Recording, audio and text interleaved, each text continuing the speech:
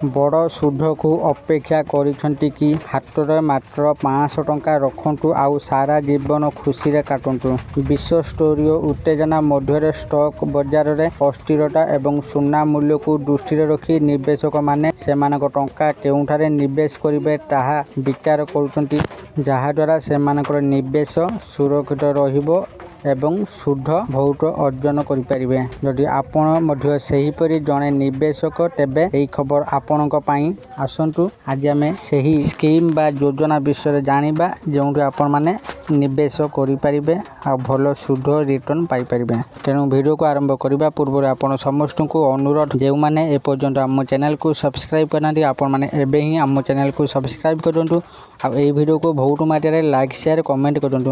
ତେବେ ଚାଲନ୍ତୁ ଡେରି ନକରିକି ଆଜିର ଏହି ଭିଡ଼ିଓକୁ ଆରମ୍ଭ କରିବା।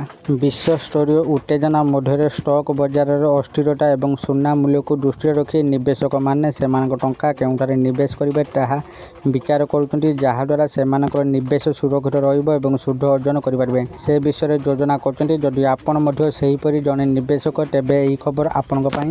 ଆପଣ ମାତ୍ର 500 ଟଙ୍କା ସହିତ ପୋଷ୍ଟ ଅଫିସରେ ଏକ ସଞ୍ଚୟ ଖାତା ଖୋଲିପାରିବେ ଏବଂ ସବୁଠାରୁ ଗୁରୁତ୍ୱପୂର୍ଣ୍ଣ କଥା ହେଉଛି ବଜାରର ଉତ୍ଥାନ ପତନ ଆପଣଙ୍କ ନିବେଶକୁ ପ୍ରଭାବିତ କରିବ ନାହିଁ। ଆସନ୍ତୁ ଏହାକୁ ବିସ୍ତାରିତ ଭାବେ ଜାଣିବା।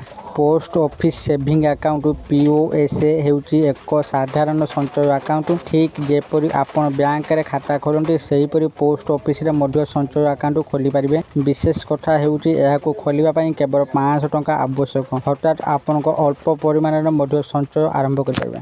ଭାରତୀୟ ରିଜର୍ଭ ବ୍ୟାଙ୍କ ଦ୍ୱାରା ସମ୍ପ୍ରତି ରେପୋ ହାର ହ୍ରାସ ପରେ ଅନେକ ବ୍ୟାଙ୍କ ସେମାନଙ୍କର ସଞ୍ଚୟ ଖାତା ସୁଧ ହାର ହ୍ରାସ କରିଛନ୍ତି। ତଥାପି ପୋଷ୍ଟ ଅଫିସ ସଞ୍ଚୟ ଖାତା ହାର ଦୀର୍ଘ ସମୟ ଧରି ସ୍ଥିର ରହିଛି। ଆଶ୍ଚର୍ଯ୍ୟଜନକ ଭାବରେ ଏହି ଆକାଉଣ୍ଟରେ 4% ସୁଧ ହାର 2011 ପରଠାରୁ ସ୍ଥିର ରହିଛି, ଅର୍ଥାତ୍ ଏଥିରେ ବହୁତ ପରିବର୍ତ୍ତନ ହୋଇନାହିଁ। ବର୍ତ୍ତମାନ ଏହି ଆକାଉଣ୍ଟ କିଏ ଖୋଲିପାରିବ ସେ ବିଷୟରେ ଚାଲନ୍ତୁ ଜାଣିବା। ନିୟମଗୁଡ଼ିକ ବହୁତ ସରଳ। ଯେକୌଣସି ବୟସ୍କ ବ୍ୟକ୍ତି ନିଜ ନାମରେ ଏକ ଆକାଉଣ୍ଟ ଖୋଲିପାରିବେ। 2 ଜଣ ବ୍ୟକ୍ତି ଏକ ମିଳିତ ଆକାଉଣ୍ଟ ମଧ୍ୟ ଖୋଲିପାରିବେ। ଏହା ବ୍ୟତୀତ ଜଣେ ପିତାମାତା କିମ୍ବା ଅଭିଭାବକ ଜଣେ ନାବାଳକ ପିଲାଙ୍କ ନାମରେ ଏକ ଆକାଉଣ୍ଟ ଖୋଲିପାରିବେ। 10 ବର୍ଷରୁ ଅଧିକ ବୟସର ପିଲା ମଧ୍ୟ ଏହି ଆକାଉଣ୍ଟ ନିଜ ନାମରେ ଖୋଲିପାରିବେ। ତଥାପି ଜଣେ ବ୍ୟକ୍ତି କେବଳ ଗୋଟିଏ ପୋଷ୍ଟ ଅଫିସ ସଞ୍ଚୟ ଆକାଉଣ୍ଟ ରଖିପାରିବେ। ସରକାର ସମୟ ସମୟରେ ଏହାର ସୁଧ ହାର ସମୀକ୍ଷା କରନ୍ତି।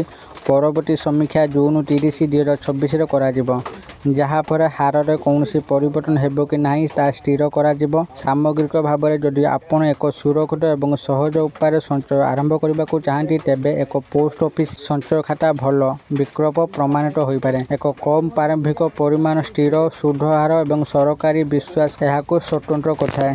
ଆଶା କରୁଛି ଆପଣମାନଙ୍କୁ ଆଜିର ଏହି ଭିଡ଼ିଓଟି ନିଶ୍ଚିତ ଭାବରେ ଭଲ ଲାଗିଥିବ ଆଉ ଆପଣମାନେ ଭିଡ଼ିଓ ଦେଖି ସବୁକିଛି ବୁଝିଯାଇଥିବେ। ଯଦି ଆପଣମାନେ ଏଥିରେ ନିବେଶ କରିବାକୁ ଚାହୁଁଛନ୍ତି, ତ ଆପଣମାନେ ପୋଷ୍ଟ ଅଫିସ ଯାଇକି ନିଜ ନାମରେ ସଞ୍ଚୟ ଆକାଉଣ୍ଟ ଖୋଲିକି ନିବେଶ କରିପାରିବେ ଆଉ ଏଥିରେ ସୁଧ ଅର୍ଜନ କରିପାରିବେ। ଯଦି ଆପଣମାନଙ୍କୁ ଏହି ଭିଡ଼ିଓଟି ଭଲ ଲାଗିଥାଏ, ଦୟାକରି ଏହି ଭିଡ଼ିଓକୁ ବହୁତ ମାତ୍ରାରେ ଲାଇକ୍, ସେୟାର ଓ କମେଣ୍ଟ କରନ୍ତୁ। ଆଉ ଯେଉଁମାନେ ଏପର୍ଯ୍ୟନ୍ତ ଆମ ଚ୍ୟାନେଲକୁ ସବସ୍କ୍ରାଇବ୍ କରିନାହାନ୍ତି, ଆପଣମାନଙ୍କୁ ଅନୁରୋଧ, ଆପଣମାନେ ଏବେ ହିଁ ଆମ ଚ୍ୟାନେଲକୁ ସବସ୍କ୍ରାଇବ୍ କରନ୍ତୁ। ଆଜି ପାଇଁ ଏତିକି। ଫୋନ୍ ଦେଖାହେବ ଆଉ ଏକ ନୂଆ ଭିଡ଼ିଓରେ। ସେତେ ପର୍ଯ୍ୟନ୍ତ ମୁଁ ଦୀପୁ ଆପଣମାନଙ୍କଠାରୁ ବିଦାୟ ନେଉଛି। ରହୁଛି।